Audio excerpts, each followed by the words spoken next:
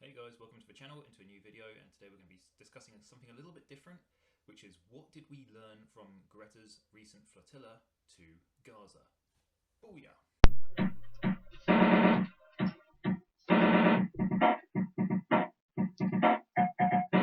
Right, as always, let's start off with a nice positive. Hope you're doing well, hope you're safe, and getting ready for Halloween and Christmas beyond. So, the video. What did we learn from Greta Thunberg's recent flotilla voyage to Gaza? What didn't we learn? I feel that's probably a bit more of an accurate question to ask. So,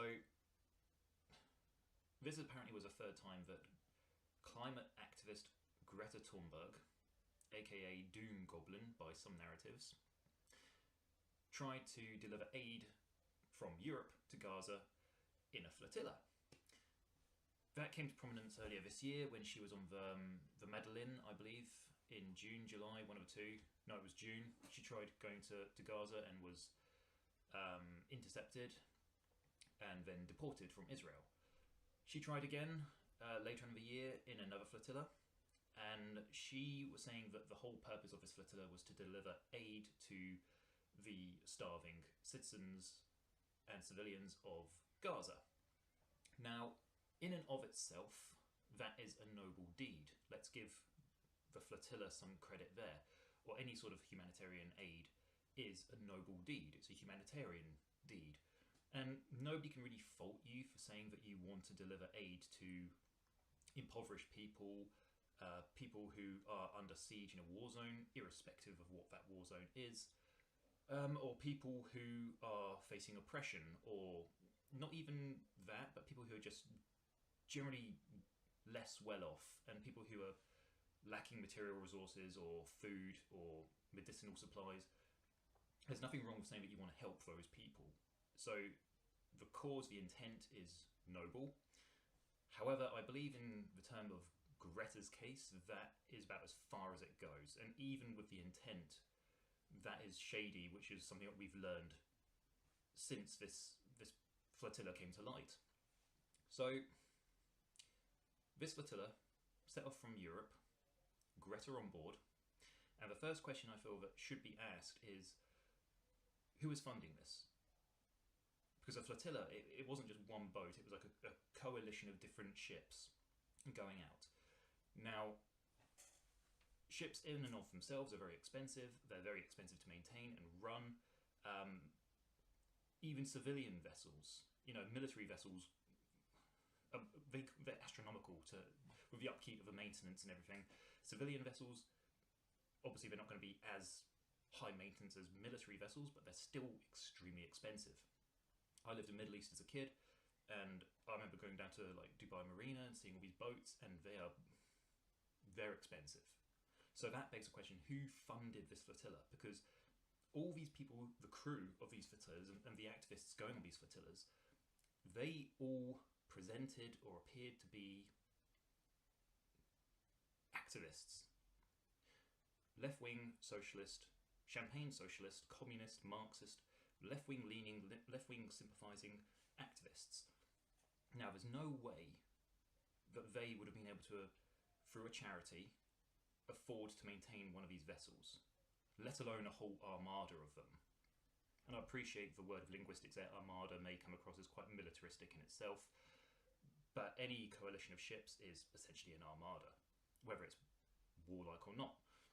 So who funded this? It would have had to have been sponsored by someone or something.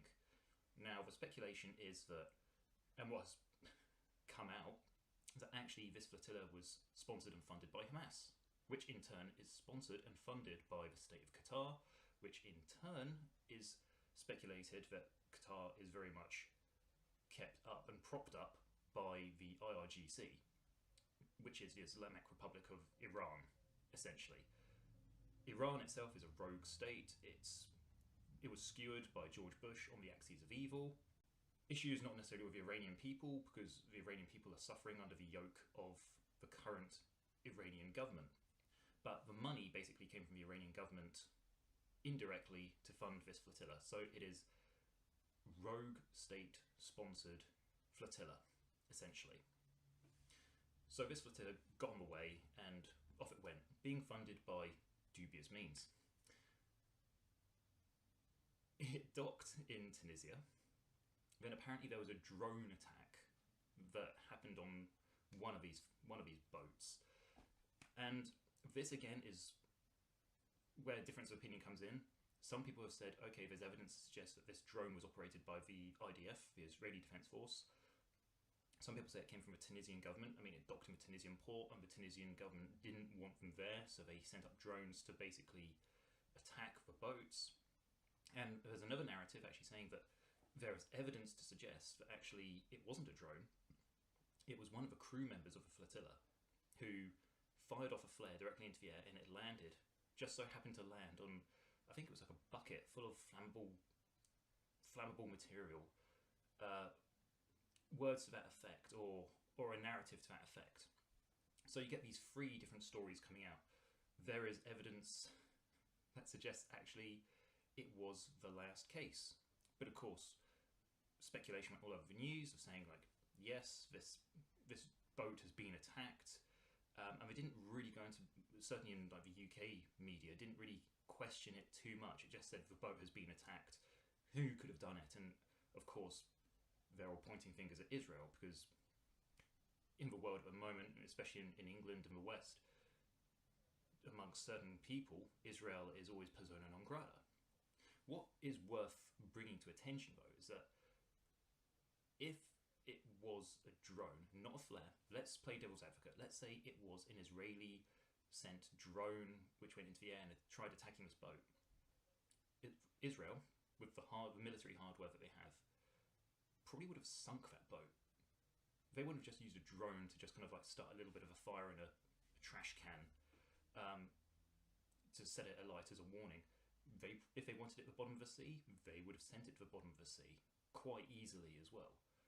So that kind of sheds a bit of a shadow on the whole Israel sent this drone story, because if Israel wanted them dead, they could have done it, but they didn't. Which suggests two things. It's just either Israel don't have the military hardware to sink a civilian vessel, which means that they're not omnipotent, they're not militaristically powerful, which then challenges that whole genocide narrative that apparently they're trying to do. Or it suggests actually Israel don't want to kill people. They don't want to kill people in this flotilla, which then suggests that actually Israel are not monsters. The Israelis are not monsters. They actually have a humanistic side. Neither side of those are what the flotilla people want to go around.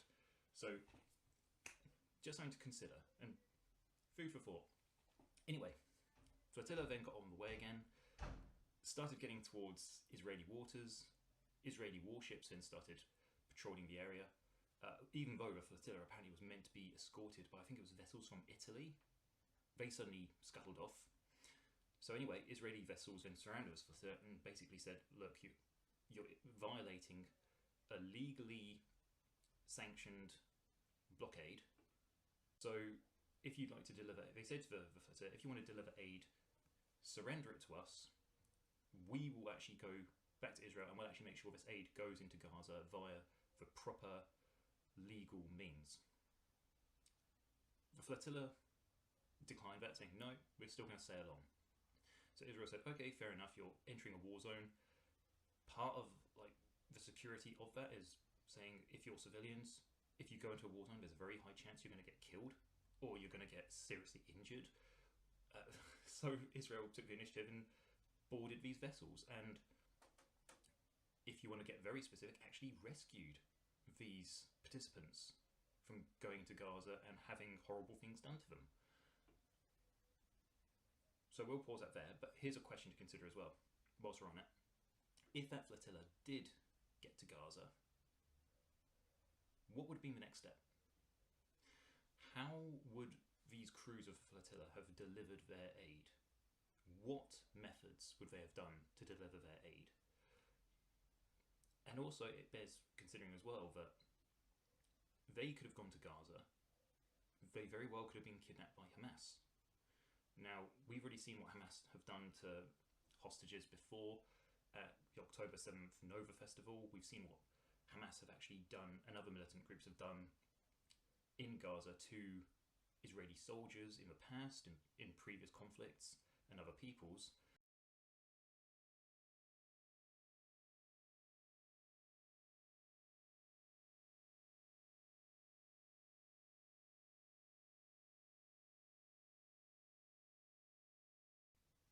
If that flotilla crew were to be abducted and genuinely kidnapped by Hamas once they docked in Gaza, I personally don't feel it would have been a warm reception. They've probably been sent down into the tunnels under Gaza as well, just like with the other hostages at the Nova Festival. Probably starved, probably tortured, humiliated, paraded around on social media. And Greta herself probably would have been turned into a sex slave. I mean, it's a horrible thought, but she probably would have done so. And then, what probably would have come around then is that Greta would have been calling out for the IDF to really come and save her. Which is strange, because when she got stopped the first time, the second time she tried to get into Israel, she said that she'd been kidnapped by the IDF. And yet, if she'd been taken by Hamas, which would have been a real kidnapping, she'd been calling on the IDF to come and save her, not kidnap her anymore. Inverted commas. So again, that's something to bear in consideration as well. What would have happened had they have actually reached Gaza, the flotilla, and how would Hamas have responded to that? And indeed, how would the normal civilians of Gaza have responded to that as well? Assuming that they're all starving, innocent people with no political sympathies or no ties to Hamas, you have to consider actually there could be a very large proportion of them that actually do have sympathies towards Hamas, and they actually resent people like Greta and the flotilla coming into their situation. Something to consider as well. So Greta and all her friends got detained in Israel by the IDF. They got sent to a prison in Negev, I believe, for a few days. Then they were one by one gradually deported. Witnesses, her flotilla witnesses, said that apparently she'd been forced to kiss the Israeli flag. The flag had been draped on her. She was dragged by her hair. She was made to drink toilet water. This true or not? At this stage, I don't think anybody's actually going to know except Greta herself. But for somebody who would have experienced all of this, you'd expect them to show signs of trauma. You'd expect them to show signs of PTSD, or you'd expect them to go to like the United Nations, or even to the European Court of Human Rights, even though it doesn't necessarily have a say in Israeli politics, but you expect these kind of groups to have links to the other external agencies, and you'd expect them to maybe then say like, look, this is a citizen of Sweden who is on a humanitarian mission who's essentially been tortured. She was not a combatant, and now what you've done has traumatized her. We don't see on Greta any marks of physical abuse, and again, torture is not just physical, torture is psychological, it's emotional, so I do get that. But if she was then degraded in the way which Greta and all her flotilla friends say that she was, you'd expect perhaps the Israelis to maybe throw in a punch or two to her face to leave a nice mark or something like that as a reminder of her stay in Israel, so to speak. Yet we don't see that. If anything, actually, the whole narrative about Greta and her friends being tortured was very much like a 5-minute enthusiasm. It was mentioned like a few times immediately during the whole transition of her being deported, but it seems to have fallen on deaf ears. I mean, you'd assume if it was something which actually genuinely happened, it would still be going on now.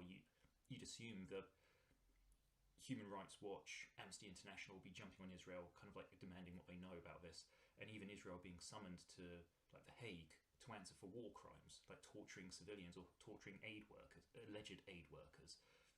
But you haven't heard anything about this. And by Israeli accounts, apparently the only violence ever shown was actually they were trying to deport a woman from Israel, one of the activists, and she bit, I think it was like a medic, as they were trying to deport her. And they said that's the only violence that they'd experienced or witnessed, which ironically had come from one of the activists. So anyway, Greta and her friends then got sent back to Europe, and they apparently had a hero's welcome, and there's videos of Greta jumping up and down, really excited, not looking malnourished at all. And nobody then has kind of like stopped to ask why are you celebrating? Because your flotilla was meant to be an aid mission to Gaza. It failed, so you didn't deliver your aid, and you're celebrating. What is there to celebrate? And you've been tortured, allegedly, so what's the celebration? To me, it's actually a very dark story. You get on a boat funded by Hamas, which is, under UK law, a terrorist organisation, and there's no debate about that. It is a prescribed terrorist group. You then went to Tunisia. You had a fire on your boat.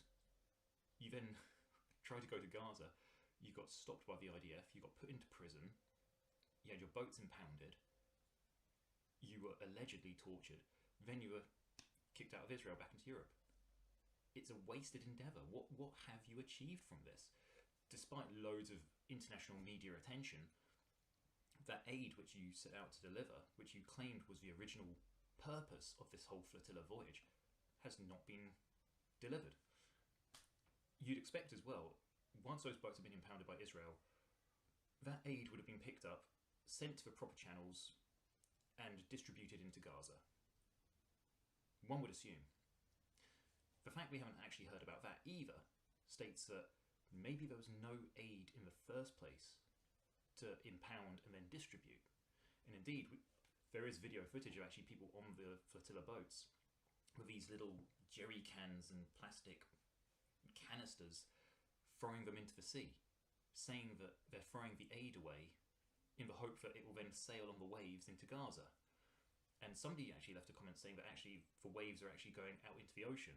So instead of going towards Gaza, the tide would have carried them out further into the Mediterranean, into the Atlantic Ocean beyond. So that doesn't make sense.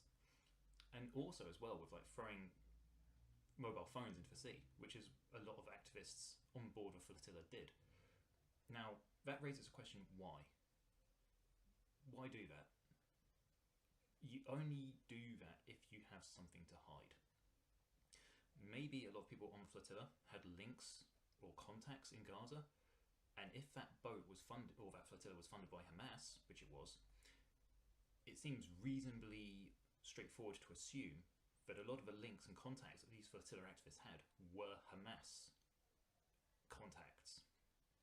So this flotilla was actually liaising, if that's the case, and the suggestion is very strong it was the case, this flotilla would have had direct links to a terrorist organisation. So on the phones, I'm sure they'll probably say, oh, you know, due to docking Gaza in, I don't know, 5 hours' time, keeping liaison with Hamas. And obviously, once they knew that they were going to be intercepted and boarded by the IDF, those phones quickly go overboard. Because then there's no link to them being part of Hamas, or individual members being part of Hamas. Imagine if the IDF actually looked through their phones and they're like, hey, wait a second, Greta Thunberg, your phone is full of text messages from, I know he's dead now, but Yahya Sinwar or Nasrallah, all these Hamas figures. Why are you talking to these people?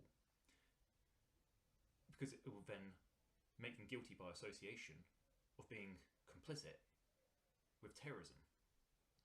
So that's why they threw their phones overboard. People as well say, okay, you know, they're throwing their phones overboard, it's going to pollute the ocean. That is true. I feel, though, that not defending the flotilla, but give them the benefit of the doubt, I feel there probably wasn't enough mobile phones to kind of make that much of a big impact. If there'd been, like, I don't know, 1 million phones thrown into one part of the ocean all at the same time, yeah, sure, that probably would be a different kettle of fish. But just like the odd phone in the giant Mediterranean probably won't actually do that much damage. But it's still littering at the end of the day. And when you think as well that the whole flotilla is meant to be benevolent, it was meant to be like this peaceful, humanitarian, we care kind of persona about it, you'd assume that they wouldn't litter. Certainly not like a marine ecosphere of just chucking things into the sea. I mean, didn't your parents teach you not to litter? That's one of the things when I was a kid, actually, my parents were really hot on me.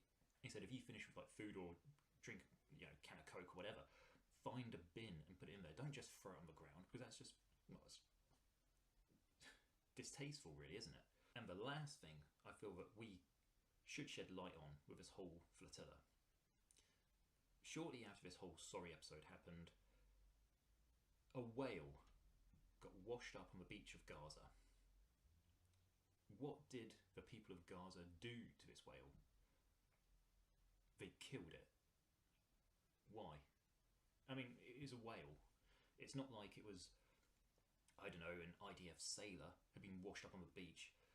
And I'm not condoning this, but I can understand then Hamas or Gazans taking out their frustrations and their fury on this IDF soldier and beating them to death or killing them. Not saying that's a good thing, I don't want that to happen, but you could understand in war, you could at least kind of see where that would have come from. Just like in World War II, if there was a German soldier who'd washed up on the beach of England, probably wouldn't have gotten much mercy from the townspeople, or vice versa. But why a whale? I mean, the whale just got beached up. It's not like it was a spy whale. Or maybe it was. Maybe that whale worked for the IDF. Maybe that whale was committing genocide. And so it deserved to get killed by the Gazans and Hamas people on the beach that day. To teach it a lesson for whales not to join a genocide. Think about it. Anyway guys, hope you've enjoyed this video. Very sensitive, controversial topic, though shouldn't be controversial, but for some reason society seems to think it is. Whatever your thoughts and feelings, if you agree with me, fine, that's great, leave a comment. If you don't, that's fine, that's equally great, leave a comment. In any case, I don't wish you any harm. Stay safe, train hard, and keep listening to Pantera because they're the best band around. Booyah!